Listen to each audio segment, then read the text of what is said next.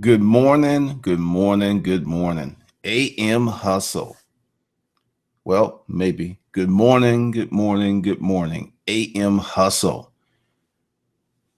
How do you become a billionaire? There seems to be a great deal of conversation and a fascination with billionaires. Seems to be like the thing to do. So, how does one become a billionaire? How do you make that happen? How do you build that $1 billion fortune? Now, I know it's going to sound strange, but actually, I can tell you exactly how to do that. But before we get into that, check out Hustler Mindset Life Skills. Information is below the video, and it's a serious collection of different disciplines. You can learn so many things there. I'm going to give you a brief overview of what's in there and what you can expect and what's to come. Right now, that's onboarding. That's how to use it. Local hustles. That's how to make money. Disruptive money. How to keep money. 30 days. How to make money. Disruptive mating. How to be happy and keep your money. And bam. Yeah, this one. I started this yesterday and people are loving it. So you can get in today. $150. You get all of this. And I want to say again, and you get future courses that are coming. It's the founder special. So with that, let's talk about how do you become a billionaire? How do you make your billions? First of all, scale. One of the problems that keeps people from becoming millionaires is not understanding the principle of scale. We're having this conversation in one of the groups on Facebook, and people were talking about how resale can scale. And then I started laughing internally like a ninja that's been tickled by pink feathers. This is the problem. And I'm going to walk you through a business process. Okay. I sell these, and these are made by this company. Okay. Since I don't make these, I have to go to the company and say, hey, I am a reseller and I would like to sell your product. I turn in my paperwork, my business license, whatever they need. And then they say, okay, well, if you buy this much, you could get this type of break in margin. So if I buy one, they give me, I get 25% off, which is not a big flip. But if I buy 10, I get 50% off. And if I buy 1,000, I get 60% off. Now, why does that happen? The more that I buy from them, the more money they make at their price points. Scale. Now, let's talk about what happens when I am buying their product to sell on my website. I am competing with other people who are buying their product to sell on their websites. Now, unless the company has what's called a strong manufacturer suggested retail pricing policy, and they really hammer sellers who don't follow it, I could go out and get, buy 1,000, get my 65% off, but due to market compression forces and other sellers who don't know what the fuck they're doing, I could lose my ass even though I got a sweetheart of a deal. Now, that's resale. Whether you're buying used stuff or new, the margins are better with used stuff, much better, but you still have to spend money. You have to spend that money. So when you're doing the resale thing, because if you go ahead and look at, quote, billionaires, they have incredible scale. Also, they often own the plant. So there is no going to Nebo. They're like, Nebo, you're really nice and everything, but we're going to create our own product. We're going to create our own deal. We're just going to do us. Boo, we're going to do us. We're no longer going to be in the partnership with you. Then the billionaire mindset is go to China or South America, maybe Brazil or some other country, create a factory, go through all of the hoops, trials, and tribulations of dealing business in a different economy, because it's a different economy, it's a different culture. There's often graft. Yes, graft. You got to pay somebody to get your business license in some of these countries. So they go through all that stuff, and it's an incredible amount of change. It's an incredible amount of push. So they create these marketplace efficiencies because they're doing things that most people in the marketplace can't do. Okay, so that's the second part. You got scale, then you have special talent, special positioning that other people can't get. Then you know how to push a lot of product. Now, the next thing is your distribution channels. You cannot become a billionaire with weak ass, inefficient distribution channels. It's not going to happen. Let's go back to resale, where I was giggling like a ninja tickled by a pink feather. Because you have to buy, you're already at a disadvantage, because the minute that you spend that money until you sell that product, you have not made any money. And you may not sell that product, and that product may become broke, or some new or better product may come on the market. Next thing you know, you got to liquidate. Then you're flooding the market with a product that is hard to sell. The consumer loves it. The consumers are like piranhas, just like blood in the water, and they're like, give me more, give me more. So you got that going on. It's very hard to become a billionaire participating in the resale business model arena. It's not impossible. It's just challenging. Do your research. Bill Gates own the company, own the product, own the patents, ownership and control, ownership and control. Make a rap song out of that. Now, with the resale thing, and the reason I went in and broke it is what I experienced. And we were doing really good with resale.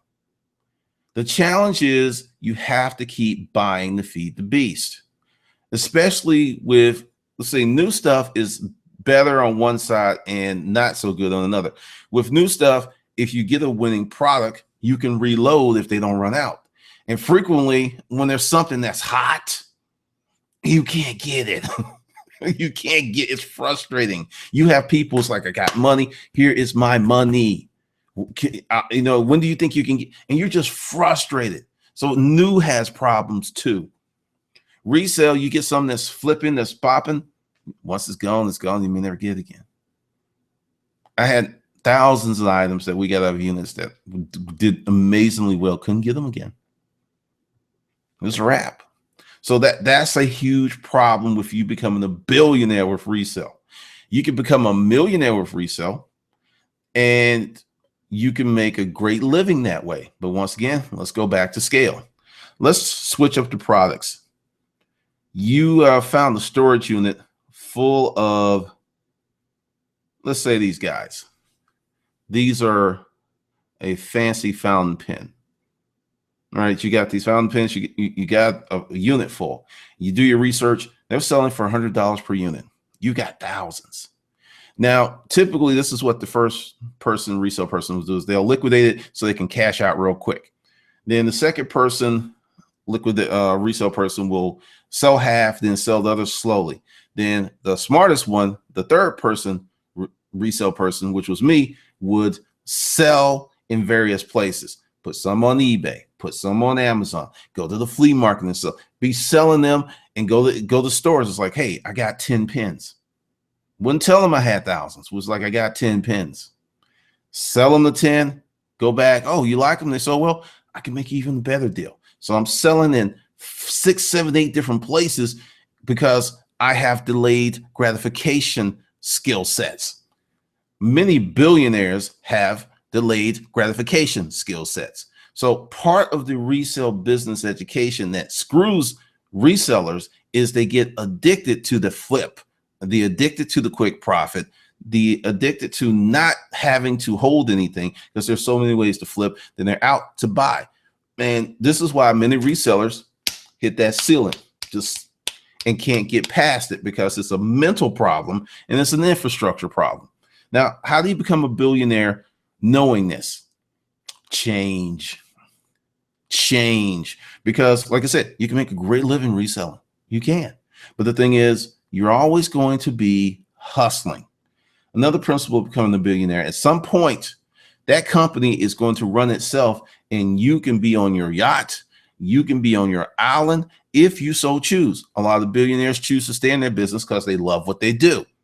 People are like, well, if I had that much money, there's no way I'd be going to work every day. I'd be up in the house with Sally. Sally got a big ass. I'd be up with her. I'm not going to work. Once again, lack of a billionaire mindset. When people become billionaires, they don't set out to become billionaires. They set out to serve as many people as possible. Going back to the first points of scale. You can't become a billionaire without scale, massive scale. Not, I got 2-3 stores in town. That can make you possibly a millionaire. I'm not going to hate on it. I'm not going to spit on it. But if you're looking to do better, that's not going to get you there. J.C. Penney, James Penny Cash, what a wonderful name. He knew early on he had to have distribution.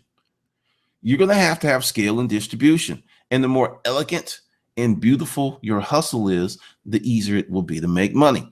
Going back to what Michael Dell did when desktop computers were the rage, they created was the just-in-time shipping, which means they didn't warehouse a bunch of computer parts. They had worked out these deals with their distributors that when they needed X amount of parts, they would come in just in time and go right into wherever it needed to fit into the manufacturing process to save on logistics, warehouse space, hiring people.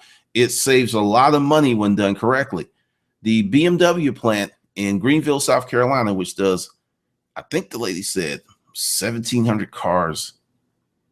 I think it was a month or day, or week. I forget. I think it was because it was when she said the number. I don't think it was a month. I think it was a week. Or maybe a day. I think it was a day. I don't know. I have to look it up. But they have the similar process. The only thing that they have on hand are the engines, because the engines are made in Germany and they're shipped over. But everything else is done and brought in just in time. And they have serious contracts that if a vendor or a supplier doesn't do what they need to do, sometimes the fine can be $1,000 an hour that they're late. Because when this process works really well, it's a beautiful thing. I recommend, if you got some time, go check out the Greenville plant, do the tour, do the museum. You'll learn a lot. That plant is the largest manufacturing concern of its kind in the world.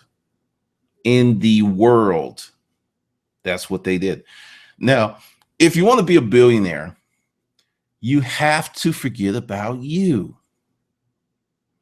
I see billionaire boy, I want to be a billionaire in life, all this other stuff. And I see nothing that talks about serving people. I see nothing about fixing massive problems. I see nothing about an elegant hustle. You cannot be selfish and become a billionaire. Let me say that again. You can be selfish and become a millionaire. It's very, very possible. You can't be selfish and become a billionaire because the scale that is required brings so many people in. And I'm talking about people who have built their business. I'm not talking about the children or the ex-wives of people who built the business. They could be selfish billionaires because they didn't do a damn thing to get the money. They just hit the right genetic lottery or they rode the right dick. Just, yeah, this is that billionaire dick. You didn't know. And sometimes they wrote it a long time ago and the guy got rich and they got paid. It happens. It just happens. But that is the whole deal with becoming a billionaire. You've got to get past these first mind, second mind mindsets of how a business should be run. You've got to go push. One of the reasons that venture capitalists only invest in certain things is they want to put their money in that business 3, maybe 5 years, liquidate, cash out, and get their exit and move on to something else. You can't do that with regular run-of-the-mill businesses. That's why there are venture capitalists. That's why there's angels. That's why local investors. Different people with different appetites for risk and different appetites for reward. I mean, if you had got in on that early round of Uber,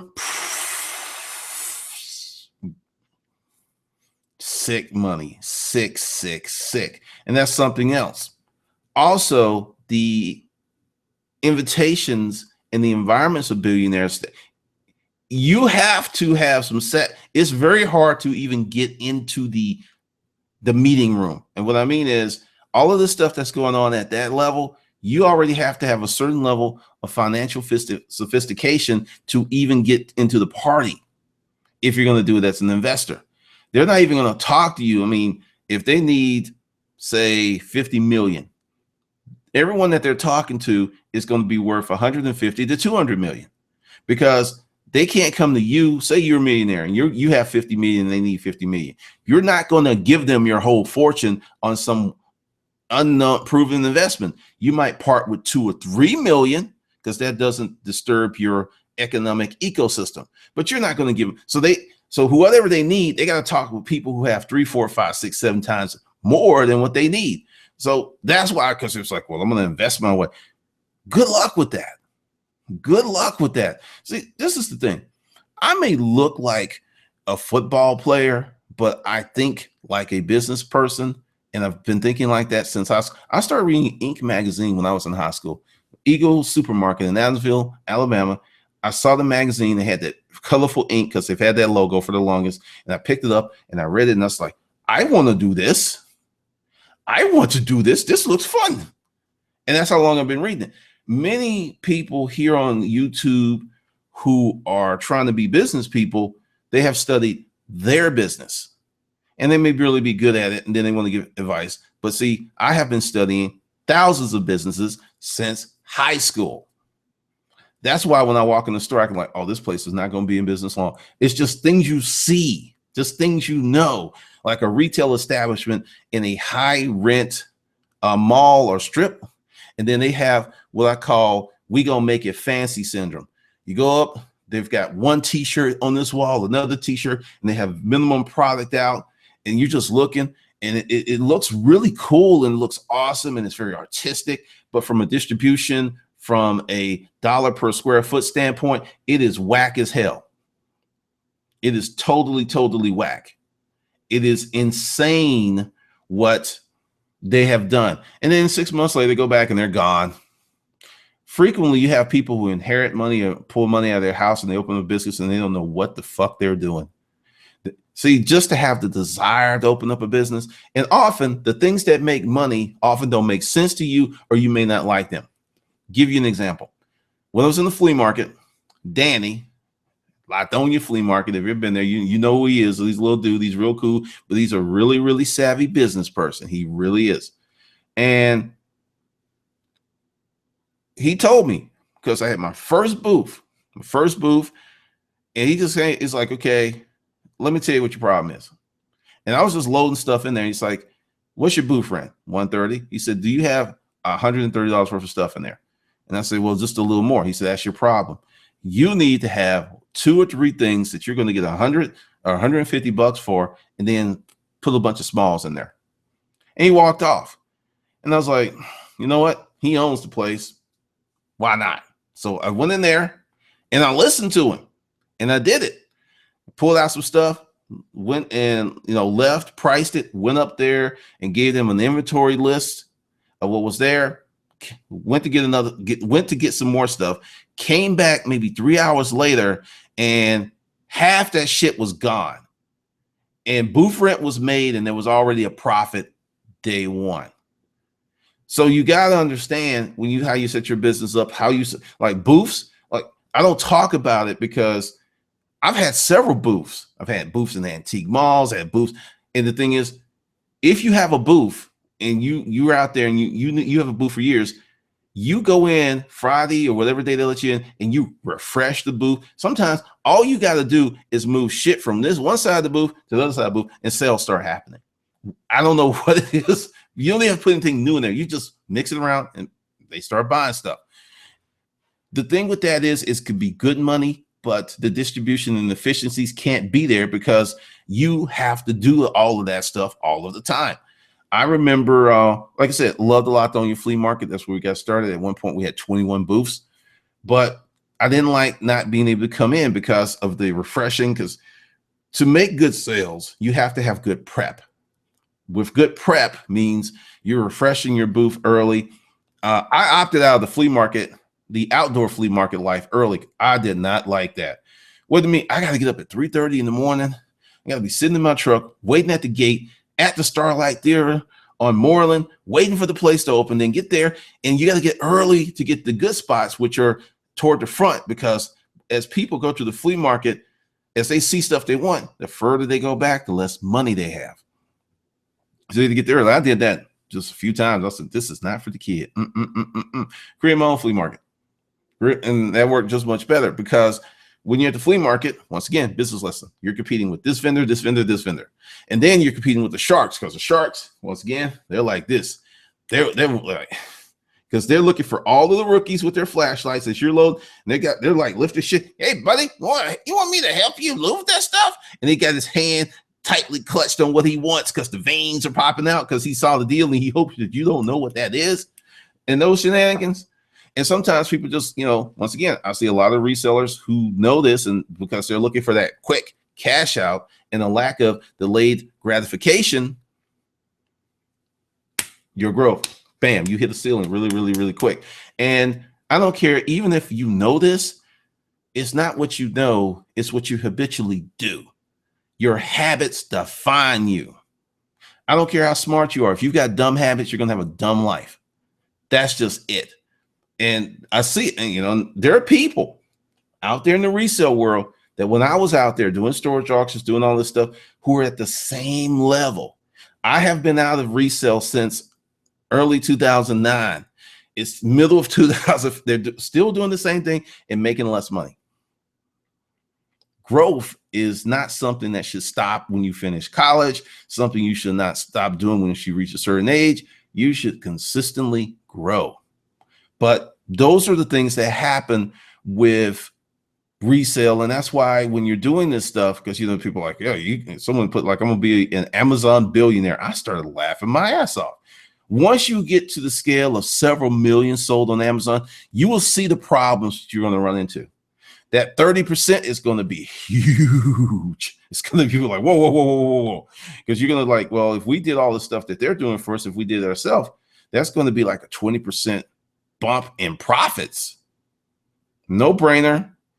There's a lot of stuff that's not on Amazon. It's just not. There's a reason. It doesn't make economic sense. You'll see a bunch of stuff put on there. I mean, seriously, go look for a lot of your favorite stuff.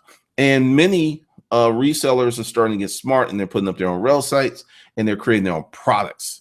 That's where the money is. That's where these things get extra crispy, really, really crispy. And then there's people who are looking for six-figure game, but they're saying they want to be a millionaire. You must have delayed gratification to even get to millionaire status. It's a must. It's not optional. It's not like if I feel like it. No. And don't go down there, well, I want to win the lottery, or, Big Mama died and left me. No, those are exceptional events. Stop using exceptional events as if they're the norm. That is sickening. It just drives me crazy. It's like, well, you see? Well, yeah. No. Now, if you want to become a billionaire, you have got to think so big. You've got to think of a product or service that will at least serve 3 to 10 million people. That's where you got to be. Then when you're going to serve 3 to 10 million people, your big problem is how are you going to get your product that's to 3 to 10 million people. That's why all of these venture capitalists invest in tech, because let's talk about Snapchat or even Instagram. Once the Instagram platform was built, then the users start coming on. They were able to scale without dramatically increasing cost, because the internet was the distribution system. So it was like the platform was there, and they had costs. They had to do more servers. They had to make sure the site didn't crash from being hit every day. So there's things they had to do, but it was just much easier than creating a physical distribution system that moves this pin. It's just much easier. And that's why the money went there, because once they got 1 million users, their cost didn't go up dramatically for getting 2 million users. And then once they got 10 million users, their cost to go into 20 million did not go up dramatically. Whereas if you were selling this pen and your cost to move 100 pins was say $50, every time you moved another 100 pins, your cost still will go up dramatically. Because why? There's the pin, there's the box, there's the truck that it's on, there's the truck driver or the conductor of the train that it's on, there's the fuel, there's the taxes, there's the tariff, there's all of that stuff that just disappears with the internet. Just gone. We don't have that here, which explains why I love resale. I used to love resale. It took me damn near 4 years to calm down and be able to buy stuff new in the store, because it was just like, I look at a shirt and it was like, God damn, $30. Do you know I bought a unit for $10 to get a whole new wardrobe? I had to let that stuff go. It was just frustrating because I was just used to getting stuff so cheap all the time for years and years. It was hard. I know it sounds really silly, sound to the average people, but it was so hard. And my part, we were both, when she was like, we talked about it, it's like, this is just weird. That's just too much. That's just too much. It was just silly. Now I'm cool with it. But that is why I left what I was doing and going back to the delayed gratification principle, because I knew it was going to take time. And as long as I can make enough money to, support me and what I'm doing, I was cool with waiting for the big things that I expect to be 2 to 3 years from now that I like, because things I just see. I'll even go with, let's talk about Cameron's Law, third-party platforms. It's a cost thing. It's not an evil thing. It's a cost thing. Udemy, great site. Love them. They did wonderful things. I left them because I was accustomed to making courses already, and I had developed my own methods of making courses that didn't fit in with their requirements. They're not bad people. They weren't hating. They just set up that we want uniformity across our website, so everyone must do this, which is cool. It's their website, it's their rules, and it makes sense. But for me, it was like, I felt like I want to get out the box. Let me out the box. And it was just really, really frustrating for me. Whereas now I have my own platform. I'm just like a dog that's got 100 acres to run across, and I'm just, every day I wake up, I'm like, I'm going to go to this corner today, and it's just a wonderful feeling because I've already see the dividends. And I'm not going to get into numbers, but the new site is roughly, let's just go ahead and say 12 days. Yeah, 12 days in. 12 days in. I have already made more money 12 days in than I have the whole 8-9 months I've been on, however long I've been on Udemy. Way more. I made more money actually the first 3 days. So that's the power of having your own stuff. And it's, the site is like Gumroad. Gumroad is a tool for creators, and Gumroad is awesome. Love Gumroad. But it was running into some problems because they're really designed. They weren't designed for people like me. They were designed for someone that had 1 product or 2 products. They weren't designed for someone who has like 50 products. And see, this is one of the things of pushing as a business person. And the owner of the new platform, Thinketh, he created it because he was frustrated because he was doing online courses and there was no way to effectively deliver online courses, because what was in there in the dashboard, I was like, oh, this is, and they could do, it was like all of the things that I needed because it was created by someone who teaches. So it has everything I needed. And I was just like, oh man, this is, I was just like, oh my God, I'm in love. And that's the kind of thing that happens when you as a creator solve your own problems. When you solve your problems, you solve the problems of other people. Once again, going back to, if you want to be a billionaire, you can't be selfish. Can't be all about you. Even though that was about the creator of the site, since he's a natural educator, he wanted to help as many people as possible, as efficiently as possible. It worked out well. And they've been since, I think, the site's 5-6 years old, which is really cool. But that is the whole deal. And that's why I'm an internet kid. You talk to me, it's like, yeah, I work on the internet. I may have a shirt, I work on the internet. And that's just the beauty of this, because of going through years and years of studying businesses, When I saw something that was good, I jumped on it like, I'm all in. Shuffle to the door. I'm in the free fall. Boosh, I'm in. That's it. And I made that decision a long time ago. And there are people who don't really have a great deal of business sophistication. They may be good with eBay, they may be good with Amazon, but when it comes to talking about building a business from the ground up out of nothing to getting it to the point where there's money coming in, to getting to the point where you appreciate it, they know nothing about that. And that's why they sit there and point fingers and laugh at me, because I am way above their pay grades. I'm way above their pay grades. It's like I'm so far ahead of them, they can't see my dust because it's still years and eons, light years ahead of them, and more likely to never see it because of, from what I have seen, that if you have not figured out the problem with resale at year 3, 4, 5, 6, 7, and you've not demonstrated certain sound business practices, you're never going to fucking figure it out. You're just going to stay in that same place. Once again, you can make a lot of money with resale.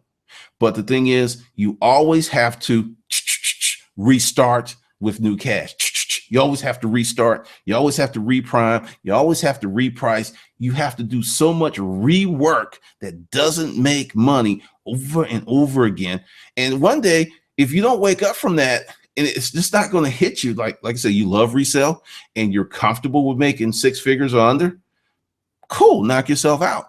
But I'm going to tell you, I watch kids build internet businesses in high school and turn around and sell these businesses when they're in their early 20s for 5, 10, 20, 30, 40 million.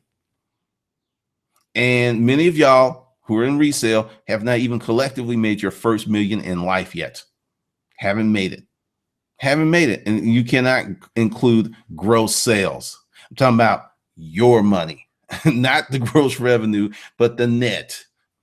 And you haven't made it. And like I said, and I'm saying this because I have someone else, because it's like, well, hey, are you going to do it? And I'm like, no, I am strictly online businesses, how to create traffic to your website, how to make videos. I am in that arena. I am not messing with that other stuff, because the people who are there, who have that mindset, especially if they've been there for years, they can't appreciate innovation, modification, and insights. They can't appreciate it because they're locked into that flip mode. Well, I get it for this, I flip it for this, I make a lot of money. And that's it. And that's where they are. And they're never going to get out of that box. Because, I mean, to be straight up with you, if I didn't get sick and we were forced out of business, I might still be in that box. Just to be straight up with you, I might still be in that box. But when I wrote that book and I saw the light, it was just like, whoa, you could do this for real? I did not know that. I did not know that you use that kind of kung fu here. I thought that was illegal to use that kung fu. I can use that kung fu here? For real? Oh yeah! Right? I'm kung fu, I'm digital kung fu all day long. I love this stuff because it lets me be me. It lets me be me, and I can make money being me. I don't have to be apologetic. Like on my personal page, I set motherfuckers on fire and they hate me. And it's like, oh, so you got your own business. I said, does that mean you're superior? If I can say things that you can't say, because if you say these things and you lose your job, and I say these things and I get more business, yeah, that does make me superior. Yeah, I know. It's hard to digest. And this is something I had to learn. There's just some motherfuckers who are smarter than you are. And once I accepted that, let's go back to Danny. I didn't know Danny. That was like my second time seeing him. And what he said made sense. I didn't question it. I didn't challenge him. I didn't buff back on him like, well, what are you talking about? I've been buying units for almost a year, and I took the advice and it paid off handsomely. You have people here online who are dumb as fuck, but pretend to be smart and want to challenge smart people. And it just gets crazy because the First Amendment does give you the right of free speech against government. Not free speech everywhere. Sometimes you just need to shut the fuck up. Sometimes I spend whole days, I don't speak.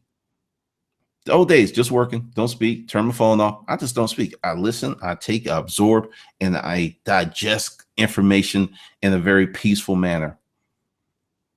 Because I will speak on something that was happening with the resellers, because there was an individual who was fucking with me, and I got him and his little bitches off me because I sent one of the little bitches a cease and desist. Yes, I was getting ready to sue, and I think he freaked out when I had his address. And that's when they left me the fuck alone. Then they went after some other people, and recently they've gone after other people. And if you've been a member of the resale community for a long time, you know exactly who I'm talking about. And I want you to think about that. Years and years of fuckery on the same thing. No appreciation of growth, doing the same shit. Mark my words. And I said what was going to happen with that situation when it happened. It happened that most of the people who were doing it would leave YouTube. They're gone. And the people's businesses would suffer. They've talked about their businesses suffering. And then also the smarter ones of the fuckers have separated from the main fucker.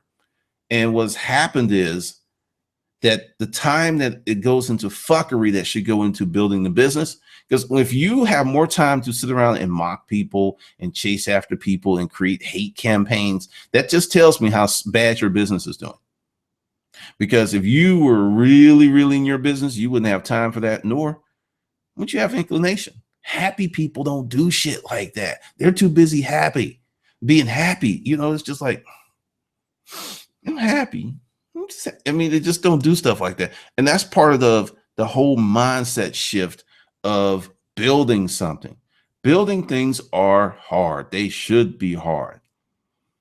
And there's so much reward. They're just really, really rewarding. I have probably at this juncture about 100, maybe 110 people that have started businesses following my information and have lived independently of the matrix for a few years. To me, that's a big win, and that is a big reward. And notice I said, not thousands, millions, just, a little bit over 100 at this juncture. And I'm really cool with that because I provide service and value to people who are ready for it. If you're not ready for it, I can give you the holy grail. I can give you the keys to the universe, and your mind is like, I can't hold that information. If you remember, I think it was on Stargate Atlantis, and when he had put his eye to that thing and he took all of that alien information, and if they didn't get it out of him, he was going to die because he wasn't wired to handle that. And that's where a lot of people are. They're not wired to handle advanced information. They want it, but they can't handle it because they haven't prepared themselves for it. Just something to think about. Just something for you to think about. Just digest this. I mean, really, these are some simple concepts. The things that are going on right now are amazing. They are simply amazing. And you have the ability to be a part of so many things if you would just try, if you would groom yourself, if you would open up your mind to something bigger, better than you. And I'm going to help you with that. So hold on 1 second. I'm going to be right back. And now I'm back. Now let me tell you what's going to happen with this. I set out the founders deal to August 26th. I'm going to keep that in play. Now, if you don't act before then, this will still be available. But what's going to happen is you're going to have to buy all of these courses individually, and the bulk deal is probably going to be much higher than it. Well, not probably. It will be much higher than it is. So I'm telling you, I'm saying, get in before August 26th. A lot of stuff's going down. A lot of things are happening. You want to be part of it. This course alone is worth more than what you pay for all of these. This course has set a lot of people onto their own business. I got about 25 people just from this course who have started their own businesses, and I got 6 who are doing 6 figures out of that group from this course. Now, this is something different. This doesn't make you money, but because it positions your mind into how you should date, how you should, because I fucked up. I can't tell you how to keep a marriage together because I got divorced, but I can tell you all of the bad shit that's going to happen that can lead your ass to divorce. I got this stuff in here, things that I have employed recently where I don't have these. You ever hear me complaining about women and dating? You don't never hear that shit from me because really my dating life is awesome. It's been awesome for a long time. I've made one little fuck up in, about 2 years ago, but I will get past it. But overall, it's pretty wonderful. I'm going to really break real on this. There's a lot of dudes out there who seriously got fucked with this system because they didn't know their rights, and no one was going to tell them or help them with their rights for under, $300 to $1,000 an hour. And I mean, it's just really, really crazy. What you're going to get is the core, give you an understanding of what child support is, what it isn't, how the $50 billion industry is set up and why it's so hard to deal with. Then once you get the core, I'm going to update it with some techniques and tactics, because if you want to be a father to your child, you're going to have to push back. You're just going to have to push back. Really. Now, let's go with this. This course does not make you, well, actually, there is some money-making stuff in there, but I kind of changed that. This teaches you how to handle the money that you make, because I don't care if you make $30,000 a year or $300,000 a year. If you don't have a budget, you don't have a proper cash allocation program, you're going to run out of money and you're going to run into financial problems regardless how much money you bring in. This course, Local Hustles, how to make money where you are, is pretty much designed for service businesses. One of the things that I've noticed from being on YouTube as long as I have been is many people come in and they want to start a business, but they have no business skills, no business savvy. You can get that with a lawn service. You can get that with a cupcake make. I mean, there's a lot of things that you can do locally that will get you to, $500 a month extra, up to maybe $3,000, depending upon how elegant your hustle is. And this is just the onboard, and this is free to anybody. This is where I'm putting updates, how to use the course and things like that. Then this is coming. This is under development. That's probably going to change. This was a bulk package. That's going to change. But for $150, you get this, and you'll get this when it's ready. Plus, other stuff is coming. I cannot express that because I already know what's going to happen. Someone's going to say, well, yeah, he's already done that before. And then when I go ahead and appropriately put the price for the bulk deal where it needs to be, then you can come in and buy a course individually. Then I'm going to have people, it's like, hey, Glendon, Glendon, I know you ignoring me. Glendon, I know you stop ignoring me. Look, I should have got the 150, but hey, I've been a long time YouTube fan. Come on, man, hook me up. No. So August 26th, when it's over, it is over. Just like this session of AM Hustle. If you like the content of this AM Hustle, and you should, go below, check out the offerings. There's more free content, there's helpful stuff, and there are the links to buy the products. And with that, you have a good morning.